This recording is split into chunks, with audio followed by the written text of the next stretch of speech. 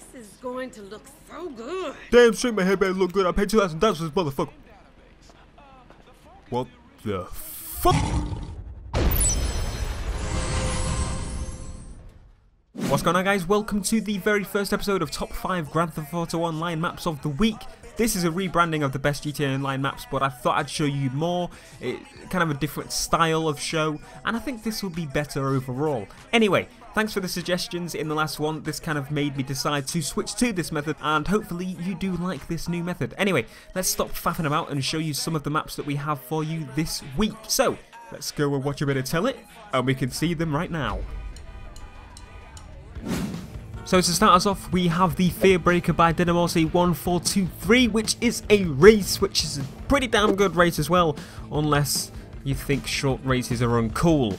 If you think that, you should be sent to the room of uncoolness.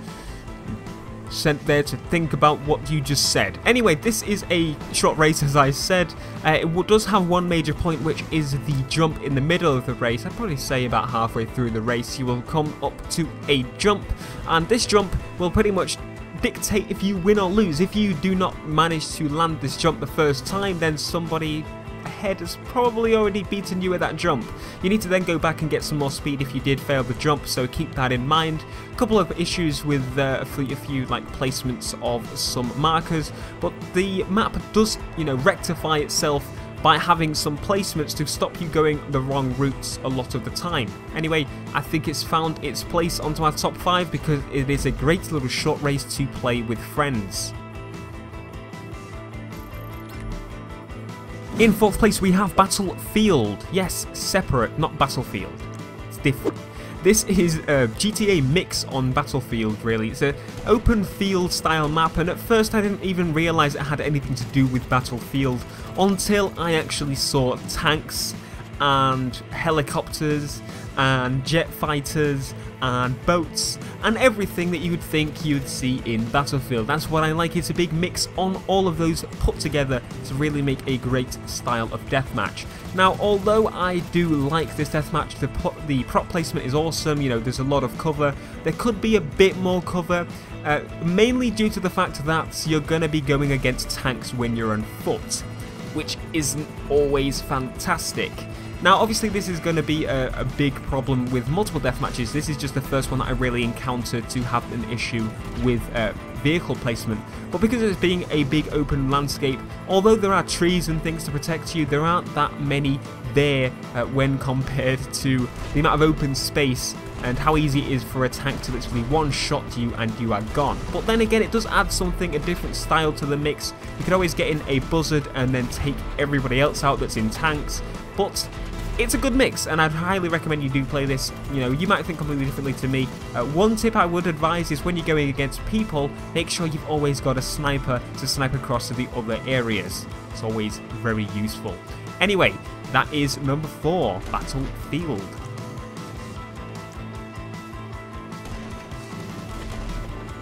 In 3rd place we have Grove Street, the deathmatch by Nerdy Boy, and this is a damn good one, and I can't tell if it was intentional or not. I'm guessing not intentional, mainly because of some of the spawn points around the map, unless the game wanted to force him to place some spawn points in specific areas.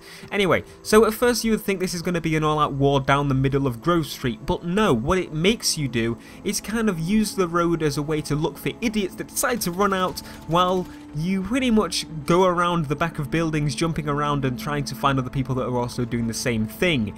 It's a very interesting deathmatch, and once again, as I said, I don't really think it was the main idea to do this, but it seems to have gone that way, and that is something that I really do enjoy, because it makes you play completely differently than you would normally would. So you'd be literally jumping and leaping over walls and fences for half the deathmatch trying to find people, rather than running through the middle of the street like you anticipated. So this makes it a really different and unique deathmatch compared to other ones, whereas, Rockstar ones would be in a big open area, or it would be in a mansion's garden, for example, and around the mansion, that sort of thing, whereas this is literally down alleyways and back streets and through people's backyards to have a brilliant goddamn deathmatch that I highly recommend you try out. It is one of the best deathmatches I've played on the game. Seriously, that is not a lie. Very good.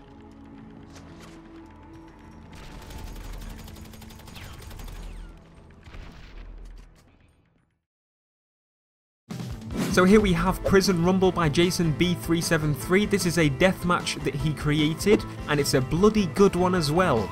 So it's inside the prison yard where you would probably think you won't ever enter, mainly because of the fact that you would get a crazy amount of stars just for standing near the entrance, really.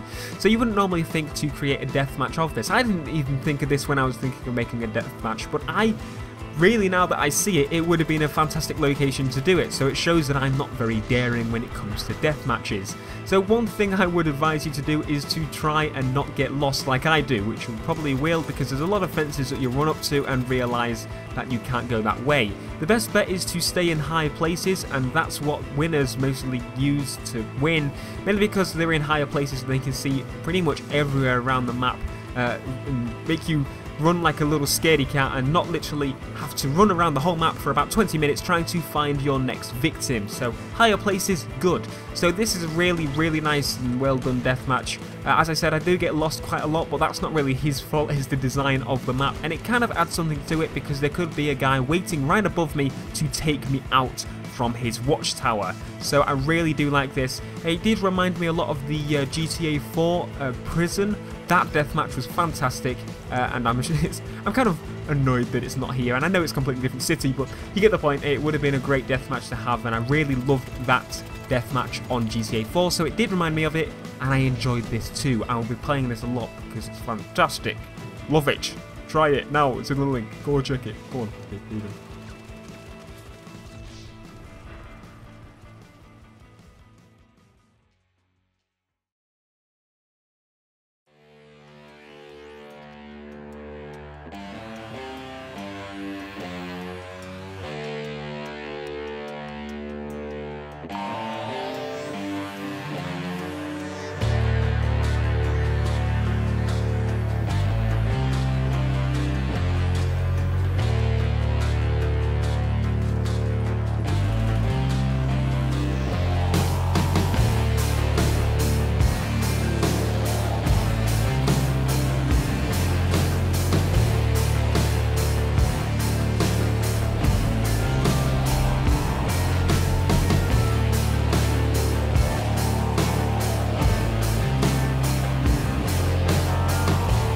And so here we have it. This is number 1. This is Boom Boom by Dalton5813, which is another deathmatch, but it is fantastic. Really did enjoy this deathmatch, mainly because of the transition. Now, you'll understand what I mean in a second. So basically what happens at the start is you have access to all these vehicles. So logically you're going to go for the big vehicles, the big guns, the big tanks and helicopters and all that good stuff, so you can really do some damage to the other team. Obviously they try to do the same. So it begins out like that. You literally firing rockets at each other and blowing up and all that good stuff, and then all of a sudden when all those things are over and destroyed after time, you know, you end up killing each other, they shoot you down, you need to eject from your helicopter, that sort of thing. Well, after a while of doing all this, it then transitions to you going on the street in hand-to-hand, or, well, not literally hand-to-hand, but gun-to-gun combat, rather than sticking with the big helicopters and so on, because they've all been destroyed pretty much, which I really do like. Now, it's really weird because I wouldn't normally like the mix of the vehicular deathmatch and people deathmatch, as I said earlier. It's good, but it does take away from it because obviously the people that are on foot aren't really going to have much of a chance.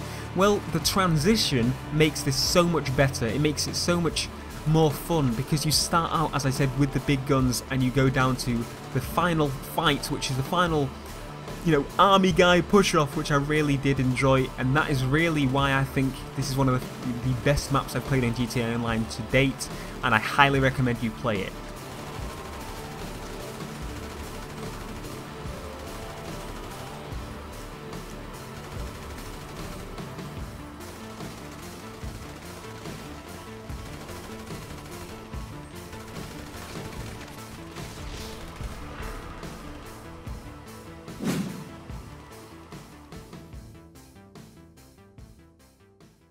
So there we go, that is the first episode done, dusted, sorted, done.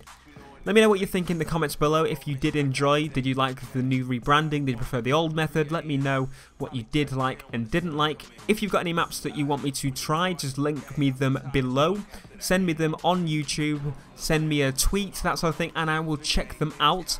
Best way to do it is to join my crew, so look in the description for the link to my crew, and you can join my session whenever I'm playing as well, and you can see me sat here while I record these episodes, my virtual self with my scary mask and scary hair. Anyway, thank you so much for watching. As I said, leave feedback to let me know and submit your own, and I will see you next week, guys. Peace.